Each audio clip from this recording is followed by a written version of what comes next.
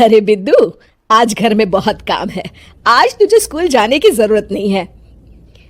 लेकिन दादी, आज तो स्कूल में मेरा टेस्ट है। अरे एक दिन स्कूल नहीं जाएगी तो ऐसी कौन सी तेरी कलेक्टर की पढ़ाई छूट जाएगी। वैसे भी मैं देख रही हूँ आजकल तो बड़ी ढीठ हो गई है। अपनी दादी की बातें सुनकर बिंदु नाराज हो जाती है। तभी उसकी माँ कहती है, अरे बिंदु, इतनी छोटी बात पे मुंह फुलाने की क्या जरूरत है। दादी बिल्कुल सही कह रही हैं। लड़कियों को तो घर के काम काज सीखना चाहिए। अरे बहू, रमेश के लाड़ प्यार ने इसे बिगाड़ रखा है। कम से कम तू तो मेरी बात समझती है। अच्छा, मेरी पूजा का समय हो गया है, मैं पूजा करने जा रही हूँ। इतना कहकर रमेश की माँ वहां से चली जाती है। इस तरह बिंदु की दादी और माँ दोनों अक्सर उसे घर के कामों में ही उलझा कर रखते थे।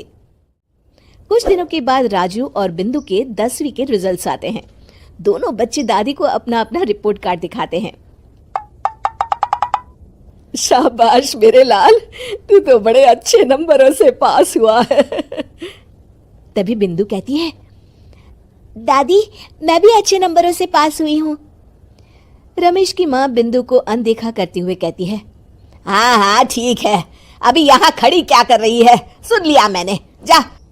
जाकर मेरे लिए चाय बना कर लिया।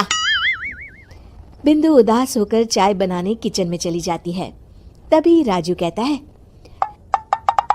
दादी मैं क्रिकेट के कोचिंग सेंटर में एडमिशन लेना चाहता हूँ। अरे वाह राजू बेटा, ये तो तूने बड़ी अच्छी बात कही। तू कल ही अपना एडमिशन करा ले, जितनी भी फीस होगी मैं दे दूंगी। अरे एक दिन मेरा पोता विराट कोहली बनेगा। इस तरह अक्सर रमेश की माँ अपनी पोती बिंदु के साथ दुर्व्यवहार करती थी। कुछ दिनों के बाद रमेश की माँ और उसकी पत्नी दोनों सास बहू मिलकर राजू का एडमिशन अच्छे स्कूल में करवा देते हैं, लेकिन बिंदु का एडमिशन नहीं करवाते। इस बात से नाराज होकर बिंदु अपनी दादी से कहती है, लेकिन दादी मुझे भी आगे की पढ़ाई करनी है। अरे क्या करेगी आगे की पढ़ाई लिखाई करके हैं? आज से ये पढ़ाई का भूत अपने दिमाग से उतार दे। इतना कहकर रमेश की माँ वहां से चली जाती है। उस दिन के बाद से बिंदु की पढ़ाई हमेशा के लिए छूट जाती है और उसकी दादी उससे घर के सारे काम करवाना शुरू कर देती है। इस तरह उसका सारा दिन घर के कामों में ही बीत जाता था। कुछ दिन बीत जाते हैं और एक दिन रमेश छुट्टियों पर घर आता है। बिंदु को घर के काम करते हुए देख उससे कहता है, अरे बिंदु बेटा, तुम स्कूल नहीं गई? पिताजी, दादी ने मेरा एडमिशन कराने से मना कर दिया है। वे कहती हैं घर पे रहकर घर के काम करना सीख। अपनी माँ का ये बर्ताव देख रमेश को बहुत गुस्सा आता है और वो अपनी माँ से कहता है, माँ ये तुमने क्या किया? आगे की पढ़ाई के लिए स्कूल में बिंदु का एडमिशन क्यों नहीं करवाया? अरे बेटा, लड़की जात है, ज्यादा पढ़ लिख कर क्या करेगी? वैसे भी शादी के बाद तो इसे घर के ही काम करने हैं ना। तुम किस जमाने में जी रही हो माँ? अगर कल्पना चावला के घर वाले भी तुम्हारी सोच के होते तो क्या वो पूरी दुनिया में हिंदुस्तान का नाम रोशन कर पाती?